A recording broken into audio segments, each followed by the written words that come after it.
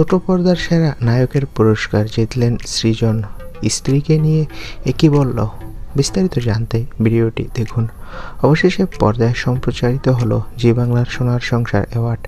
1 বছরের এই দিনটার জন্য অপেক্ষায় থাকে সিরিয়ালের কলাকুশলীরা, কারণ টানা 1 বছর কঠোর পরিশ্রমের পর যোগ্য সম্মান দেওয়া হয় তাদের।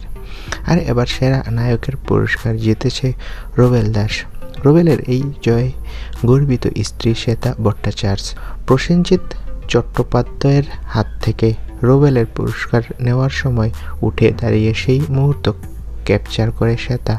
সেই ছবি সোশ্যাল মিডিয়ায় রুবেল ভাগ করে নিলে কমেন্ট বক্সে শ্বেতা জানায়, গর্বিত হাবি, তুমি এটার যোগ্য। সম্প্রতি শ্বেতা ও রুবেলের বিচ্ছেদ নিয়ে গুজব রটে, তবে রুবেল এ প্রসঙ্গে বলে, আমি ও শ্বেতা খুব ভালো রয়েছি। আমি নিশ্চিত করতে চাই যে আমি শ্বেতাকে খুব সুখে রেখেছি। এ নিয়ে কোনো দ্বিধাদ্বন্দ্ব কেউ ছড়াবেন না। তো বন্ধুরা, রুবেলের এই মন্তব্যে তোমাদের মতামত কি? কমেন্ট করে জানাও। ধন্যবাদ।